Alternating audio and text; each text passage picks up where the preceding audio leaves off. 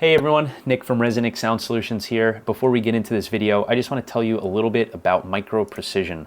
Micro Precision is a high-end automotive speaker and amplifier manufacturer based out of Germany.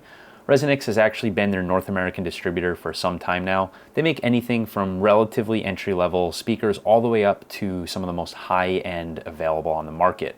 They're mostly known for their Z Studio speakers, which again is their most high-end line. They now also make high-end amplifiers, such as the Z Studio 4-channel, 2-channel, but also more price-friendly options such as the 5 Series and 7 Series amplifiers that you can see here. They do have a lot of products. Unfortunately, I do not have all of them listed on the website yet. Frankly, I just haven't had the time to get them all done. But yeah, I want to highlight, some of their options like the Z Studio tweeters, mid-ranges, their 5 Series and 7 Series amplifiers. The Z Studio is a handmade product. You can get them pretty custom tailored. You can get them in, the polished aluminum. You can get them in matte aluminum. You can even get them in black if you want to. Really nice set of speakers, obviously by looks, but also by sound. Same deal with the mid-ranges. I don't have a ton of pictures of these yet, but I'm actually doing an install with all of these that I'm showing you right now. These are going into a customer's F-150. Also, like I said, the 5 Series 2-channel stereo amplifiers. This is going to be probably one of your best bang for your bucks as far as high-end amplifiers go. Not only is it a great sounding amplifier, but it also is relatively tiny and very easy to install. This is actually the amplifier rack in Peter Steinbacher's own Mercedes S-Class. He's going to be featured in this video later on. He's using them. A lot of others are using these amplifiers and are having great results. Like I said, I'm doing a really nice install featuring them right now. They come in their own hard case and everything. Again, just very nice, well put together amplifiers. When I visited them this year in Germany, Thomas, the owner, actually showed me what makes them so good. We ran tests on them. We got to listen to them. It was a very eye-opening experience. And same thing for the 7 Series mono amplifiers. These also, all of them, by the way, you can get in custom colored tops or the clear acrylic top like you see here. And yeah, that's pretty much it. Very capable amplifiers that are a nice form factor. So if you're going to be doing a build that features, a high-end system, look into the offerings of Micro Precision. Or if you want to go really crazy, maybe look into their Z Studio amplifiers. This is probably the best automotive amplifier that's ever been produced. So take a look, see what they offer, and if you need anything or have any questions about them, let me know.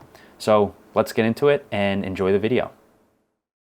All right, everyone, Nick from ResoNix Sound Solutions here with another competitor spotlight at 2024 finals here in Birmingham, Alabama. And for this one, we have you. Who are you and what do you got here? I'm Ramsey Nickell, and I got a mess. You got a mess? What do you mean a mess? I got this is a 1993 300 CE Mercedes, and I've done a few modifications to it to improve the sound. A few. Seems like you've done more than a few, but we'll get into it. So, where are you from, and what are you doing here? I live in southwestern Colorado, in Durango, Colorado, and I kind of started this journey. And I work in a business where I travel a lot. I'm in the film business, so I travel all over the world, all over the continental United States mostly, and I like to drive. So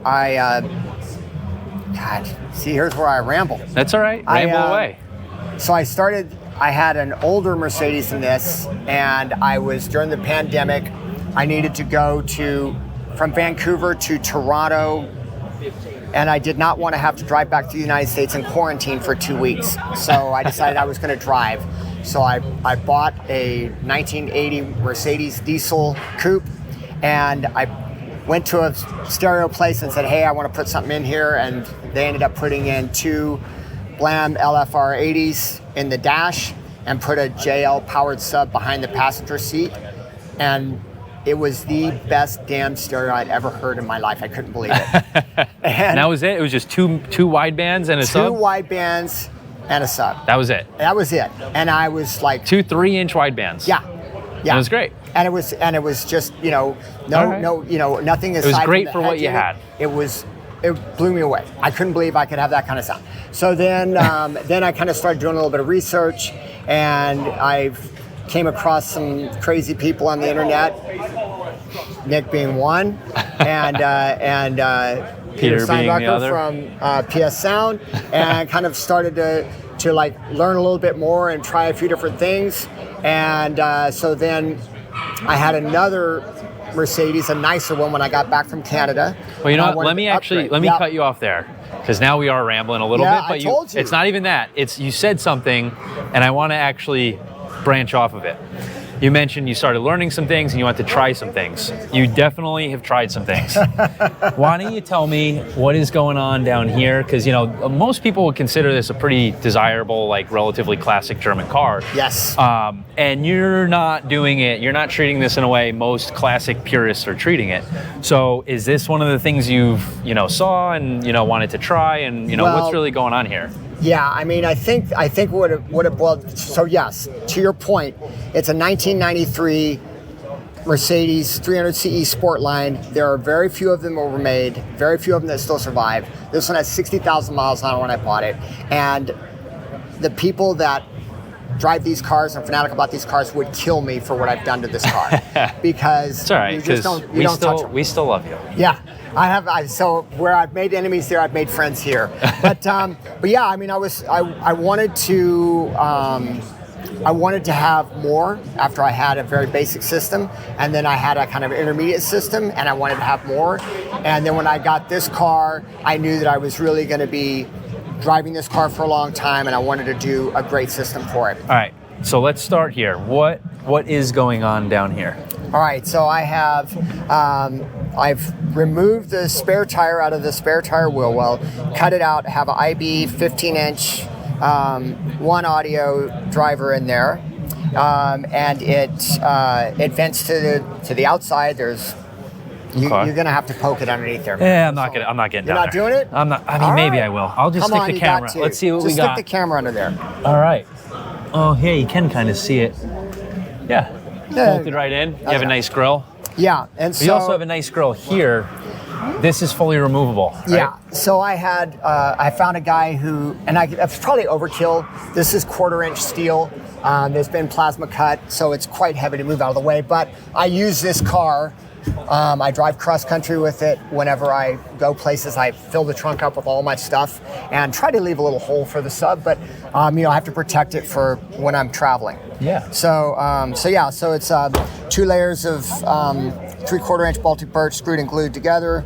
So 1.5 inch of ply there, and then a 1/4-inch steel ring underneath. Okay. And then of course the foam barrier so that the water doesn't get in. Everybody's always like, well, aren't you worried about things getting wet? I've driven through crazy storms and never had a drop in this or in my mid base. So cool. I'm not at all worried about it getting wet. So did you have anything in between the basic power JL sub and going this crazy? Were there any like stepping stones, or did you just go full blown crazy right out of the gate? From the powered, you know, the little powered JL sub in the back to this was the next step. I mean, really? I just went. Just went like, screw it, I'm gonna go crazy. I mean, I did a lot of research, watched a million videos, and the things that I was looking for, you know, I wanted to have practicality. I wanted to be able to use my trunk. And one of the things about these cars is that the fuel tank sits vertically behind the rear seat. So the typical trunk IB can't really be done. Now I could have done a parcel, and I looked at doing like 4 10s in the parcel shelf, like doing that kind of thing, but that was there's so many little things in here that it would have been really. This really, is honestly really relatively easy to do. This is crazy easy to do. Yeah. And once you make that first cut, it's super easy. Yeah. You know, the first cut, you're like, oh my God, I'm cutting up this car. Yeah, I actually want to add something. So in some of my last videos from Luke's Get Together, we got on the topic of like, hey, sometimes most of this crazy fabrication isn't worth it for the sake of, you know, retaining value and functionality of your vehicle. Sometimes it's very difficult. My only like general easy exception to that is spare tire well cutting of the floor for the sake of doing an infinite baffle sub. That is never structural metal. It is always super thin, super easy. It's a very easy job to do. And that is like the one where no one is really going to care about, and it's very easy and quick to repair. So don't go into this thinking I'm like a hypocrite. This is like the one. This is like the one thing where I'm like, yeah, there's never a reason why you shouldn't really do this, as long as you don't have like anything blocking it under here, and you don't really have any other options as far as like space for what you're looking for. So yeah, in an application where this works, this is a good option, and it's not as crazy as what you would think. You know, cutting kick panels, that gets a little crazy. Cutting doors, that gets a little crazy.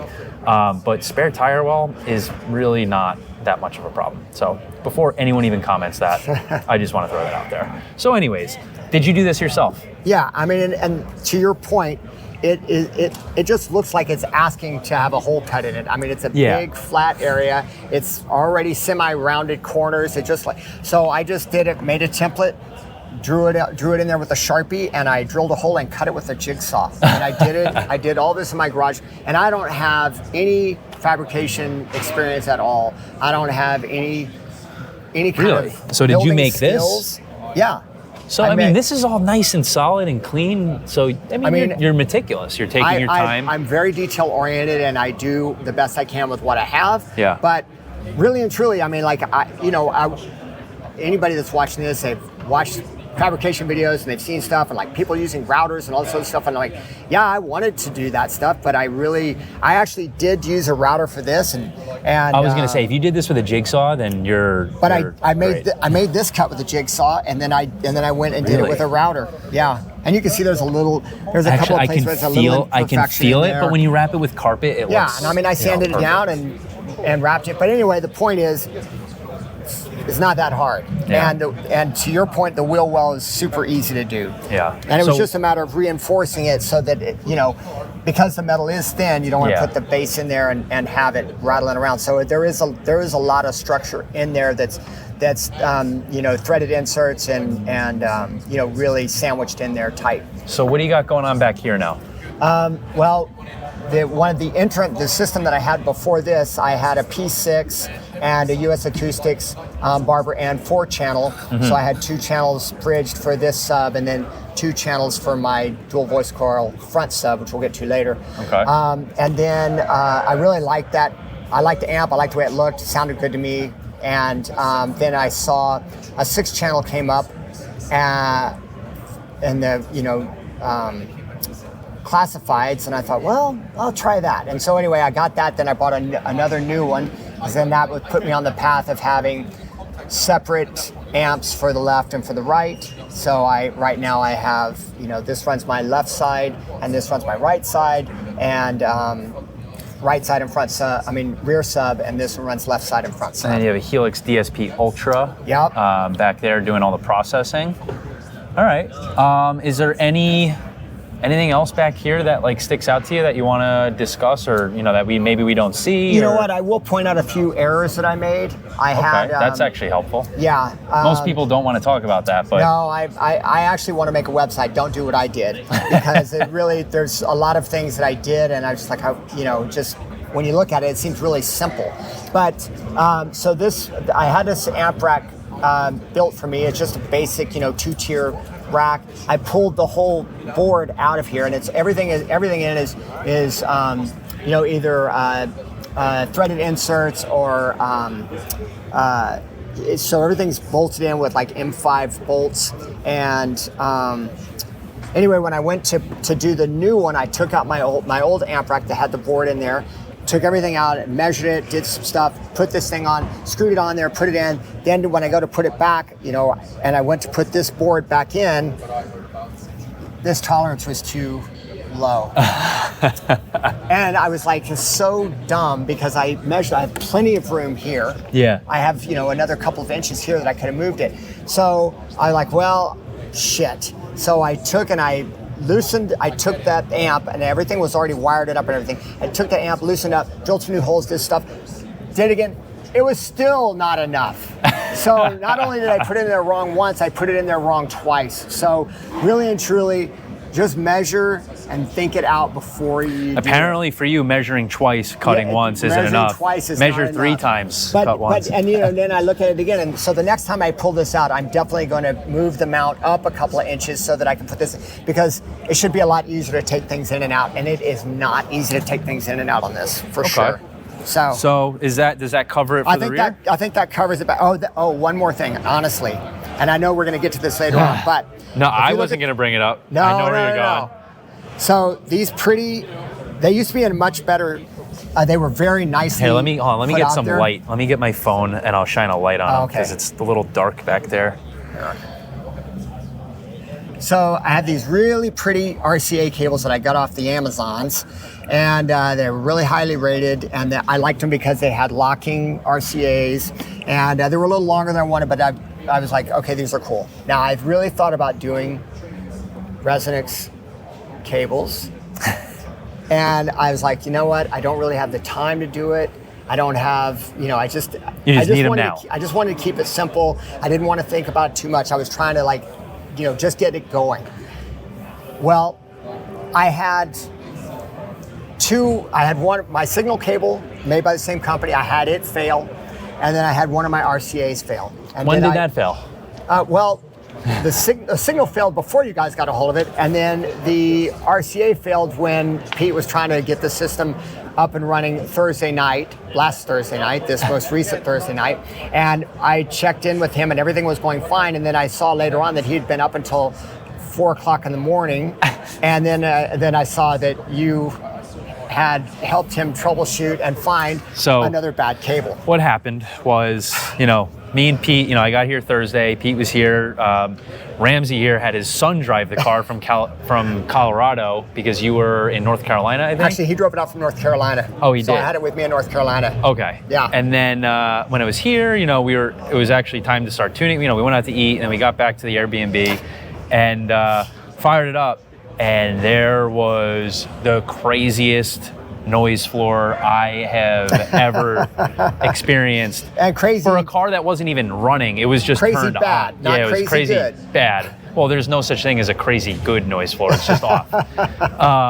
And me and Pete were just, I saw Pete working on it. Pete built new pillars here. We'll show you in a second.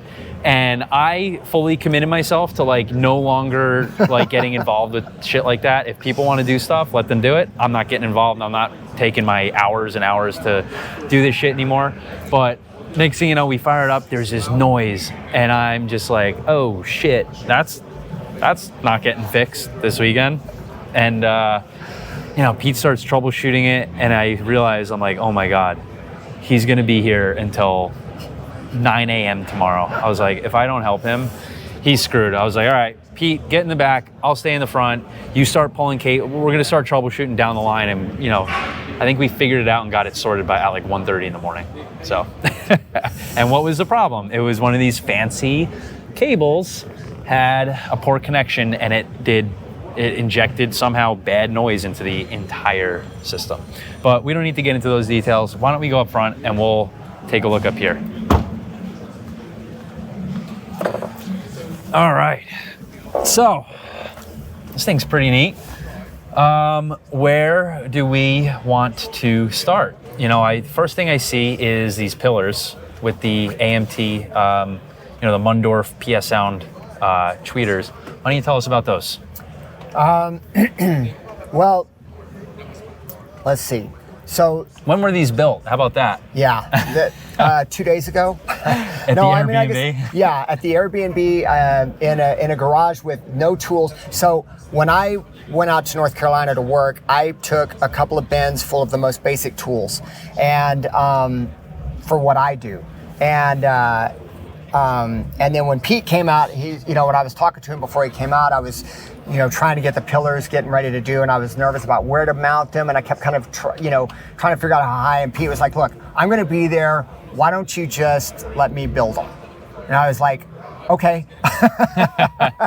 So Pete built these pillars in an Airbnb garage and dining room table with the most basic of tools. With less than the most basic of tools. He didn't have a power sander. He didn't have everything. So everything is really done by hand. So kudos to Pete for digging deep and, going back to his total roots. I mean, I actually think even when he started, he had more tools than he had for this. So, so what did you have before, and why did you swap to these right before finals? Yeah. So what I had before is I had the Blam LFR 80s in the dash. Yep. And then I had in the sail panels, I had some Steg MSS1 tweeters, which were great. And I got that all built up and had Pete tune the system in October of last year. Mm-hmm. And while he was tuning my system, he was staying at this guy Luis's house.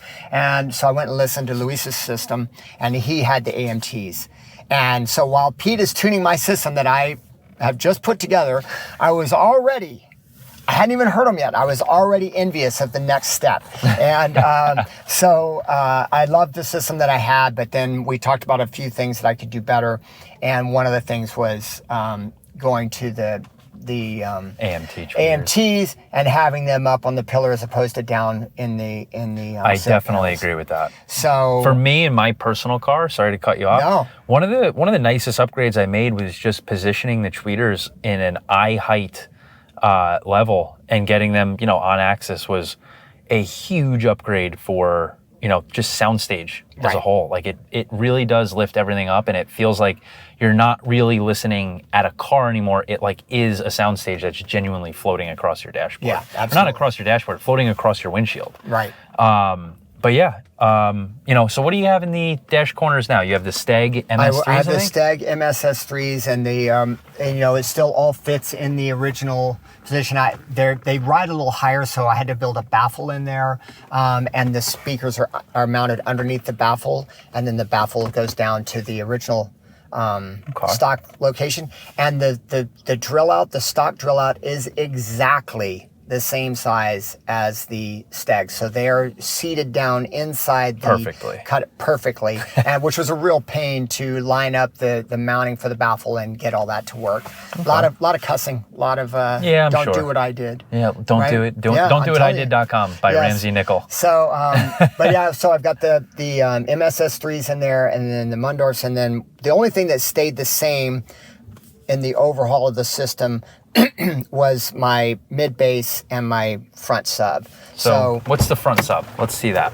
Well, actually, now I say that, I lied about that too. Oh. Because what I had is I had the same enclosure, but I had the SB Acoustics 10-inch. And so now I've switched over to the JL Audio TW3. Okay. And it's did you always have a front sub when you did the cutting of the rear sub and get that installed, or did you have a rear sub? Actually, I had the front sub. That was the intermediate as I was putting it together.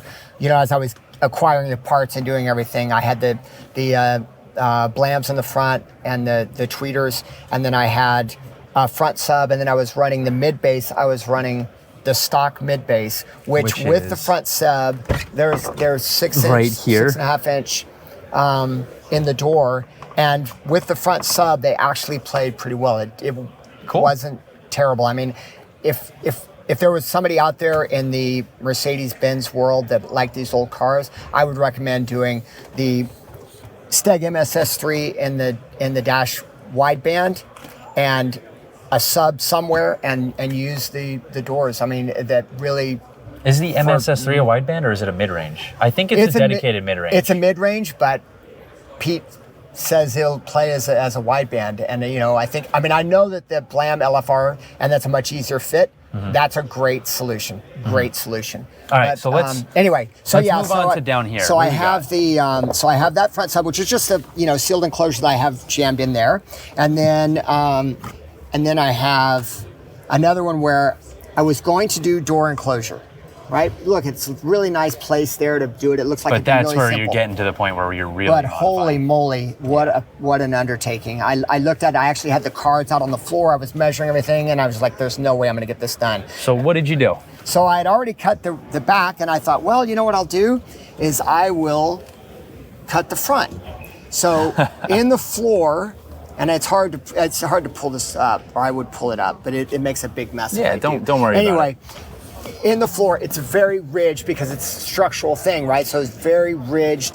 You know, ridges go this way. Yeah. And I'm like, well, how am I going to put, you know, how am I going to seal that in there? And so I did a 3D scan of the floor with a phone, with my iPhone on Scaniverse, which is ridiculously accurate. And I sent that to this guy, Daryl, I forget his last name, but Bob the Bird Turd on the old DIY World. Yep, and you guys will see him later. I'm going to try to get a video of him. Yeah, and he was able to model up a little manifold, and so the manifold follows the contours of the floor, and I bolted them in there, and they're solid as could be, and those are also IB. Cut out some more holes in my car. Once you cut one, it's super easy to cut the others. Again, another location, like, you know, floor pan, especially on an older vehicle, it's not structural. It's very thin.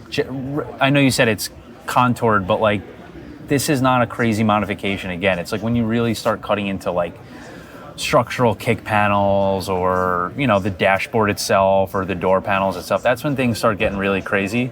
This, I would say this is not so crazy. I mean, it was just to add. Yeah, it was easy. I kept the pieces if I ever decide I want to weld them back, but there is, to his point, it's not structural.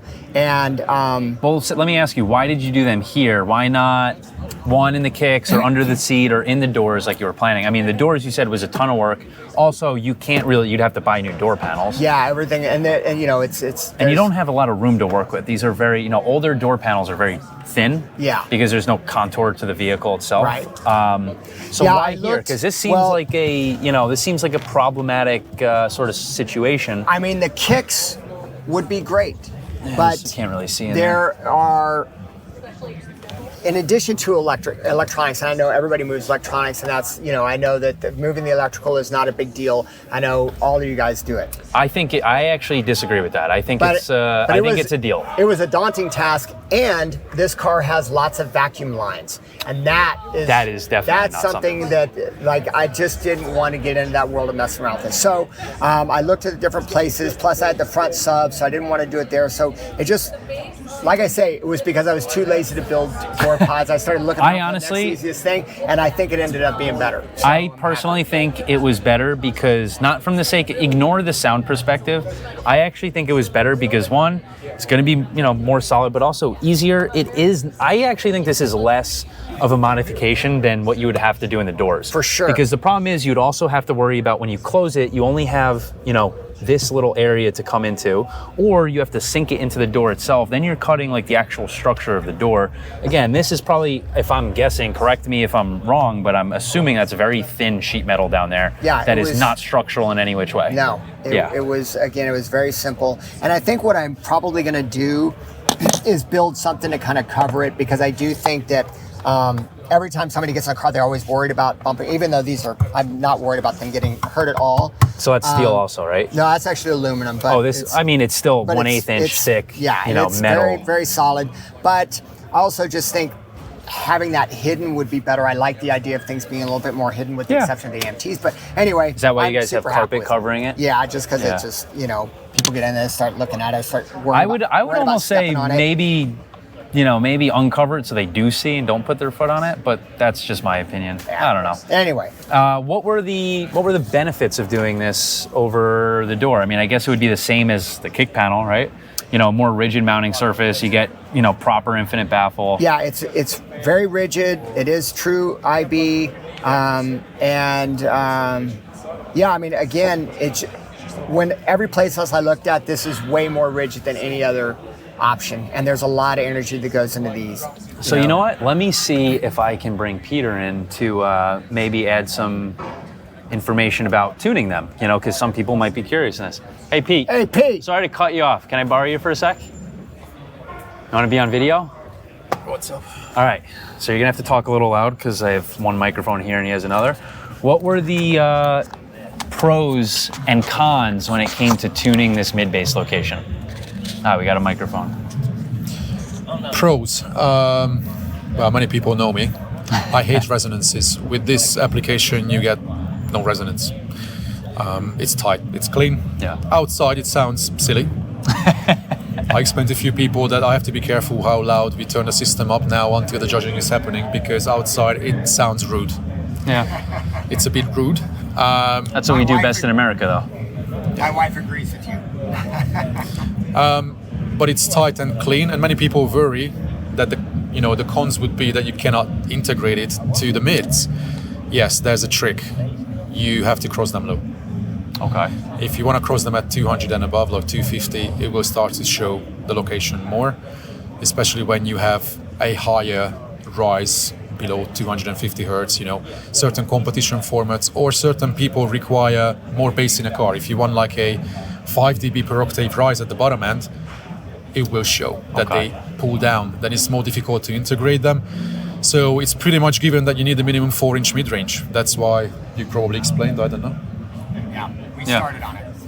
Yeah, that... So I mean, the only tuning challenge is that like you pretty much have to have a system that crosses the mid-bass to mid-range lower than 200. Or 200 or lower. We are at 180. I can tell that much acoustically. And it boogies in the mid-range don't have any problems? Man, quite a few people listen to it already, and they can tell that they don't hear cars at these levels. Yeah. And I don't worry about those speakers. Yes, there are 4-inch speakers that I would worry about. Not this tech, they can handle it. Okay. I haven't broken one I yet. think a lot of people worry about mid-range. I think people cross their 3-inch or 4-inch mid-ranges too high for the most part. It's easier to destroy a 3-inch, we know that. If you cross a 3-inch at 200, it's honestly, easy. I cross my Accutons at... Oh, okay, hang on a second. What? Just stay there. What? Accuton is different. Well... It's the only small format mid. It's not a 4-inch, it's... 3.5. It's 100 mil, physically it's 4-inch, but then the cone is smaller.